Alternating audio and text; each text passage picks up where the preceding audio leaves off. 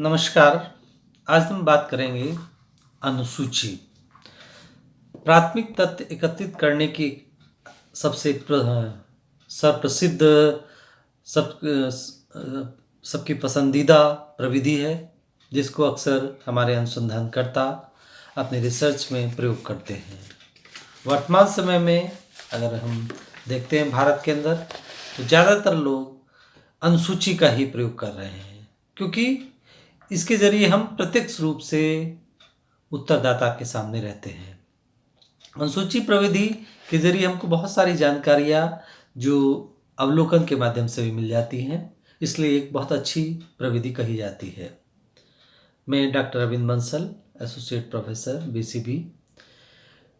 ये एक तरह से सर्वाधिक प्रचलित प्रविधि है। विश्वसनीय आंकड़े एकत्रित करने में ये बहुत मददगार साबित होती है।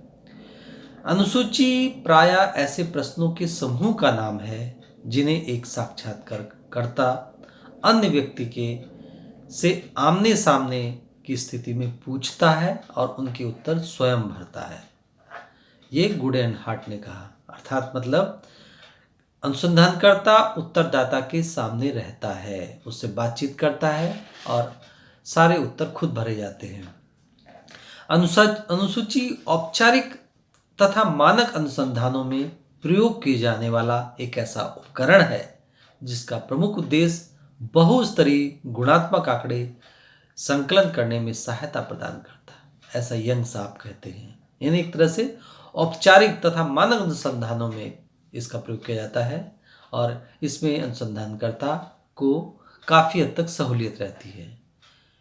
इसके अलावा अनुसूची व्यक्तिगत साक्षात्कार के सर्वेक्षण सामग्री संकलन का एक उपकरण है, ऐसा कलिंजर साहब कहते हैं। इस तरह से अलग अलग समाजशास्त्रियों ने अनुसूची के बारे में अपने विचार दिए, तो मुख्य रूप से ये बात निकल के आती है कि अनुसूची के माध्यम से अनुसंधानकर्ता उत्तरदाता के सामने खुद जाता है, खुद उत्तर लिखता है, जिससे बहुत सारी जानकारी तुरंत प्राप्त हो जाती है।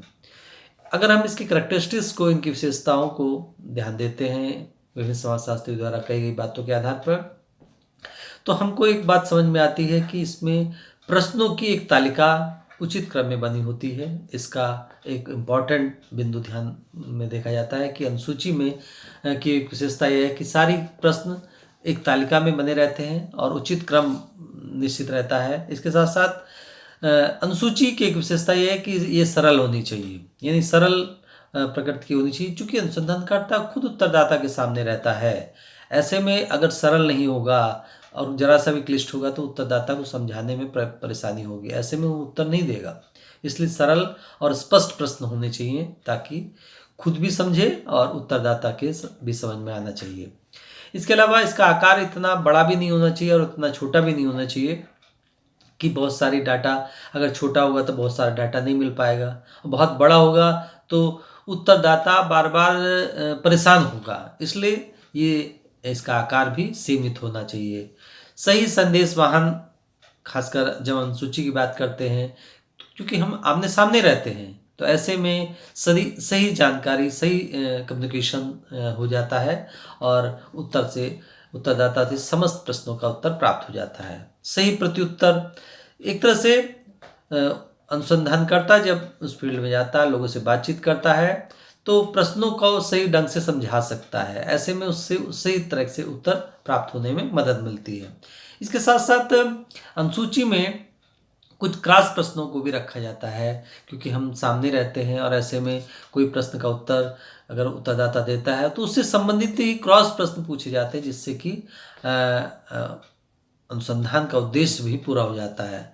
अनुसूची में एक तरह से अवलोकन और साक्षात्कार एवं प्रश्नावली की विशेषताओं को समाहित करती है। यानी एक तरह से अनुसूची में हम साक्षात्कार का भी दृष्टिकोण देखते हैं, अवलोकन का भी दृष्टिकोण देखते हैं और साथ में प्रश्नावली का भी दृष्टिकोण देखते हैं। इन सबको समाहित करते हुए चलती है अनुसूची।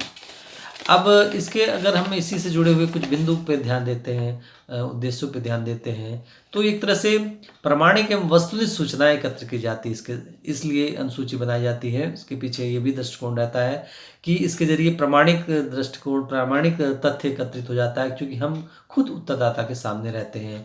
अब वस्तुनिष्ठ हो जाता है, जैसा वो बताता है उसी समय उनको लिपिबद्ध कर लिया जाता है, उसमें किसी तरह का पक्षपातपूर्ण व्यवहार नहीं होता है। इसके अलावा अनुपयोगी सामग्री से बचाव भी हो जाता है। कई बार होता है कि उत्तरदाता अपने मन से कुछ ना कुछ लिख देता है उल्टा सीधा, लेकिन जब आप खुद रहते हैं तो ऐसे में आपको अनुपयोगी सामग्री से बचाव भी हो जाता है। व्यवस्थित एवं क्रमबद्ध साक्षात्कार का माध्यम भी है। व्यवस्थित एक क्रमबद्ध साक्षात्कार भी हमको मिल जाता है, क्योंकि हम हर प्रश्न को पहले से ही उस तरह से बनाते हैं जिससे कि स्टेप बाय स्टेप उसको समझा सकें, और ऐसे में हमको क्रमबद्ध जानकारी मिल जाती है साक्षात्कार के माध्यम से। इसके साथ साथ गणात्मक एवं निश्चित आंकड़ों का संकलन हो जाता है, यानी अनुसूची के माध्यम से हमको गणनात्मक दृष्टिकोण और निश्चित आंकड़ों का संकलन भी इसके माध्यम से हो जाता है। इसके साथ साथ अवलोकन में भी सहायता मिलती है। जब हम किसी से तथ्य एकत्रित करते हैं, प्रश्न पूछते हैं, तो साथ साथ हम आसपास की परिस्थिति को देखते हैं, उसका भी अवलोकन हमको करने का एक मौका मिल जाता है, जो कि प्रश्नावली में नहीं मिलता है। मूल्यांकन अध्ययनों में सहायता भी प्रदान करती हैं। कई तथ्यों का हमको मूल्यांकन करने में मदद मिलती है अनुसूची के माध्यम से, जो कि प्रश्नावली के माध्यम से नहीं मिल पाती है।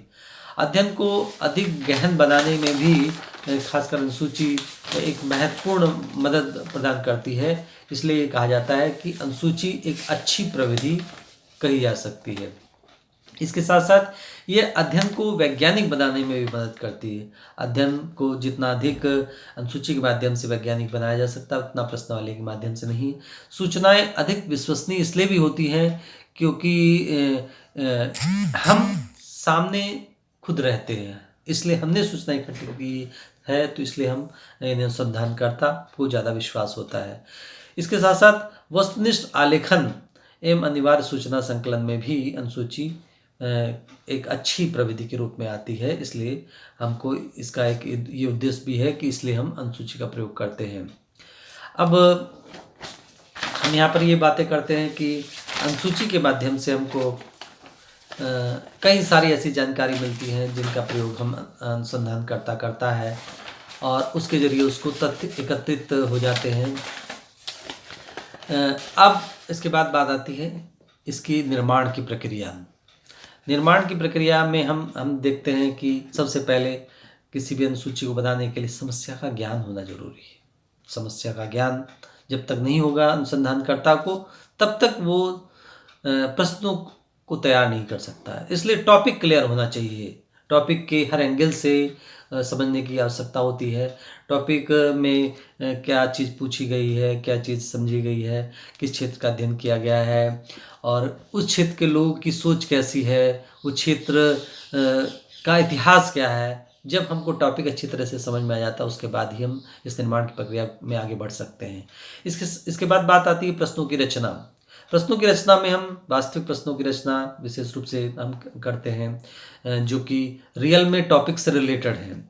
प्रत्येक पहलू के अनेक भागों को और उनके उपभागों को बनाने का प्रयास किया जाता है। यानी प्रत्येक पहलू में अलग अलग पहलू को अलग अलग रखते हैं और उसके हिसाब से उसके प्रश्न बनाते हैं। साथ में प्रत्येक पहलू का जो उपभाग होता है, उसके भी प्रश्न को अलग से बनाया जाता है।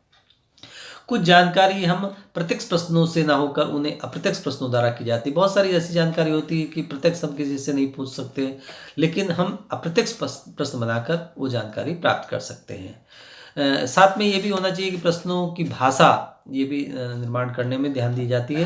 प्रश्नों की भाषा बहुत सरल रखी जाती है, क्योंकि अगर क्लिष्ट प्रश्न होंगे तो उत्तरदाता की समझ में नहीं आएंगे ऐसे में, और उस समय समझाने का इतना टाइम भी नहीं होता है, बहुत ज़्यादा परेशानी भी हो सकती है। इसलिए भाषा को सरल रखा जाता है और उनका क्रम बहुत सही रखना चाहिए, क्योंकि क्रम अगर गड़बड़ हो गया तो उत्तरदाता कन्फ्यूज हो जाएगा। ऐसे में प्रश्नों का उत्तर नहीं प्राप्त हो पाएगा।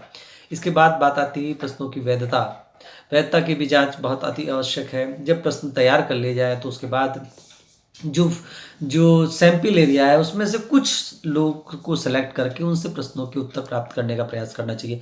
अगर वहाँ कुछ प्रॉब्लम लगे तो उन प्रश्नों को हटा देना चाहिए। इसलिए और या ये कहा जाए उनमें संशोधन कर लेना चाहिए ताकि आगे चल के परेशानी ना हो। इसलिए और प्रश्न वैध है या नहीं है ये उन व्यक्तियों से ही प्राप्त हो जानकारी प्राप्त हो जाती है।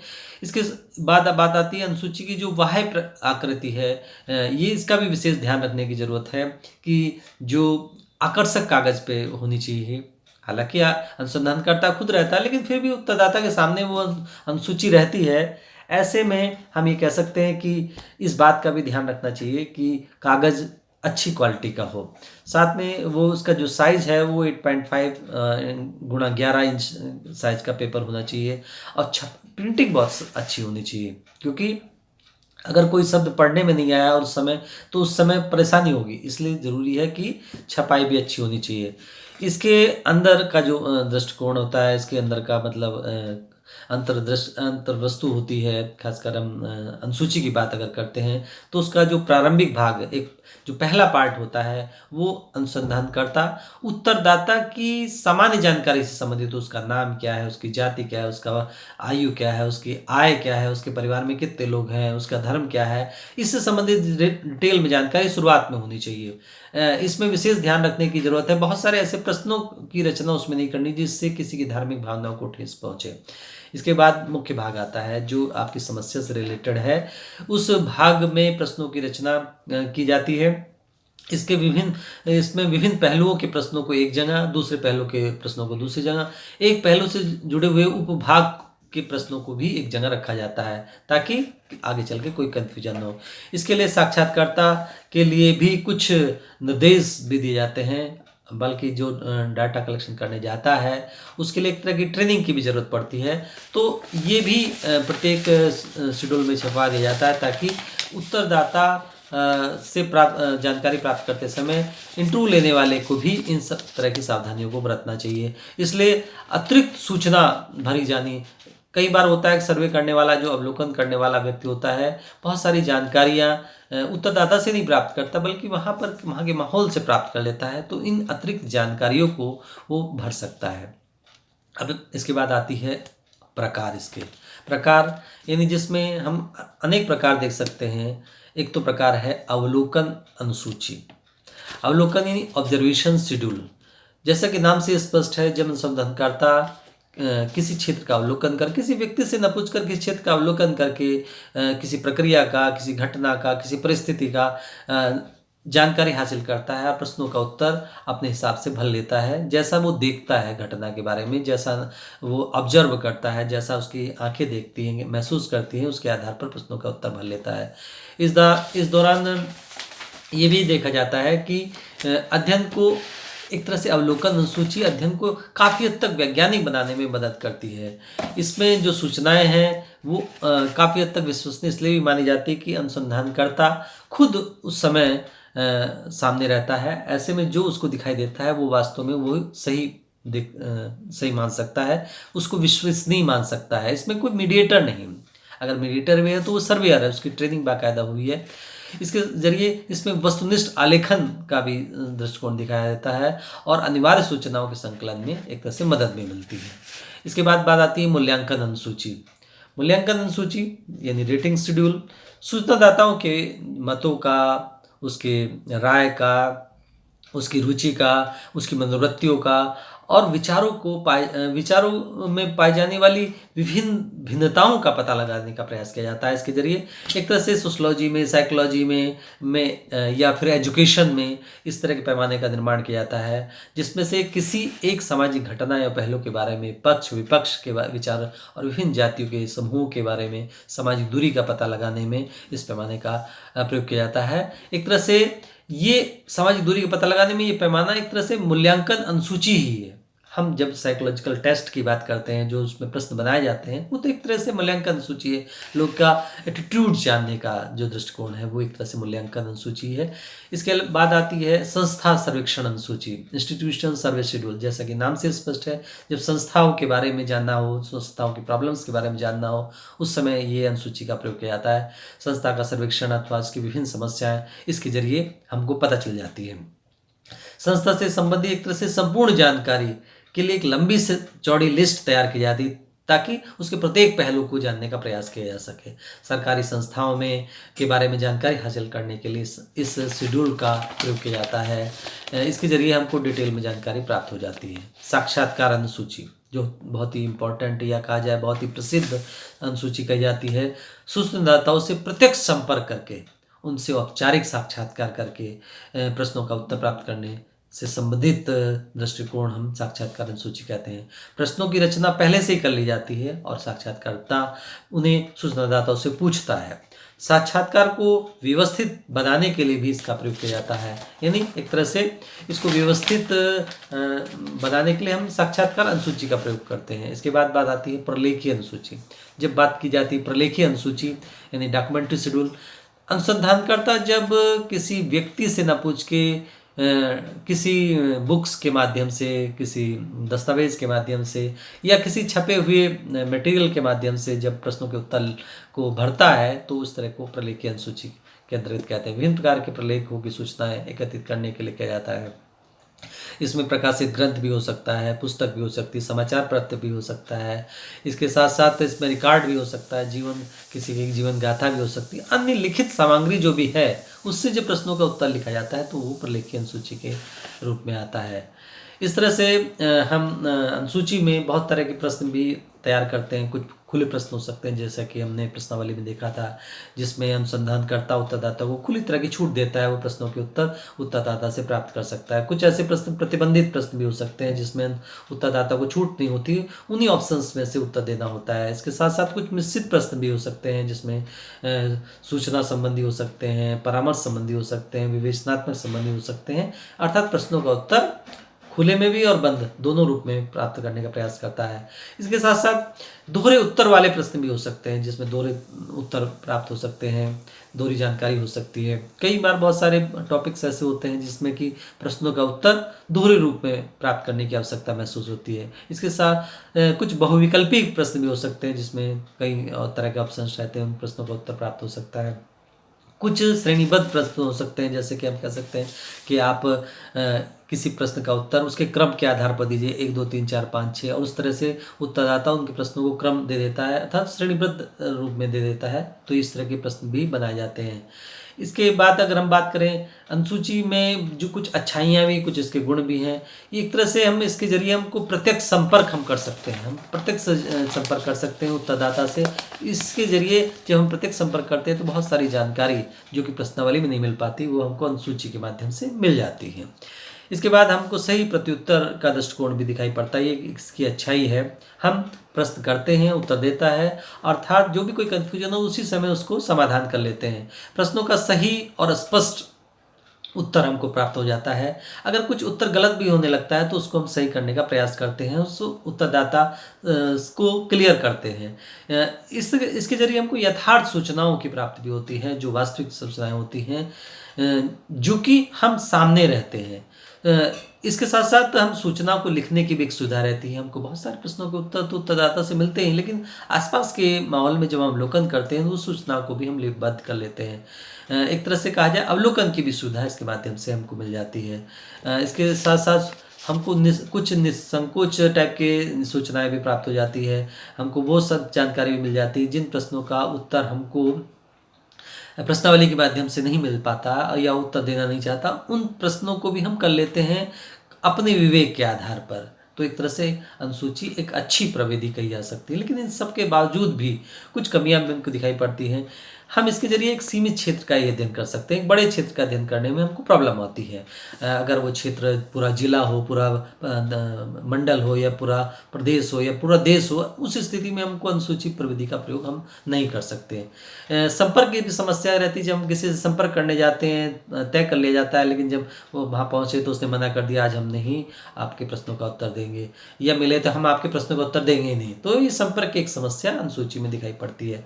और समय और धन की भी बहुत इसमें खर्चा होता है, क्योंकि समय बहुत लगता है, क्योंकि एक बार में जाएंगे तो एक से मिलेंगे तो उसमें अच्छा खासा टाइम लगता है, और दिन भर में अगर हम 10 से भी बात करें तो पूरा दिन लग जाता है। ऐसे में बहुत अधिक समय लगता है, जबकि रिसर्च का टाइमिंग बहुत अधिक नहीं होता है। धन भी बहुत लगता है, जब बार बार जाते हैं तो अनुसंधानकर्ता को भी बहुत सारी प्रॉब्लम्स आती हैं। उनकी वजह से भी एक तरह से अनुसूची में ये प्रॉब्लम्स है। धन और समय का व्यय बहुत अधिक होता है। इसके साथ साथ सार्वभौमिक प्रश्नों के निर्माण में भी कठिनाई होती है, क्योंकि हम उस तरह के प्रश्नों को हर जगह जाके पूछ नहीं सकते, क्योंकि सामने व्यक्ति बहुत सारे प्रश्नों को उत्तर नहीं दे पाता है। इसके द्वारा सूचनादाताओं द्वारा पक्षपात का दृष्टिकोण, मान लीजिए किसी का इंटरव्यू लेने गया और वो अपनी धर्म जाति का हुआ, या कुछ ऐसी सूचनाएं होती हैं कि जिनको उत्तर पक्षपातपूर्ण के कारण नहीं दे पाता है, तो ये चीज़ इसमें कमी नज़र आती है। साक्षात्कारकर्ता के चयन और प्रशिक्षण में कठिनाई, अगर हमने ट्रेनिंग अच्छी नहीं दी तो अनुसंधानकर्ता का जो सर्वेयर जाएगा तो वहाँ पर जाके वो अगर ट्रेनिंग के अभाव में उत्तरदाता से सही संपर्क नहीं कर पाया, उसके प्रश्नों के उत्तर से थोड़ा सा आपस में मतभेद पैदा हो गया, तो जिसके कारण सही सूचना नहीं प्राप्त हो पाती है।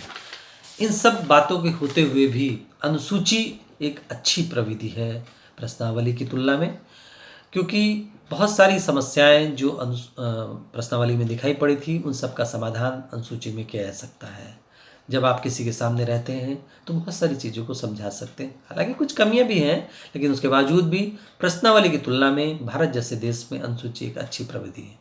क्षेत्र अगर सीमित है, क्षेत्र अगर छोटा है, तो उस स्थिति में अनुसूची का ही प्रयोग अधिक उत्तम दिखाई पड़ता है। आगे फिर बात करेंगे।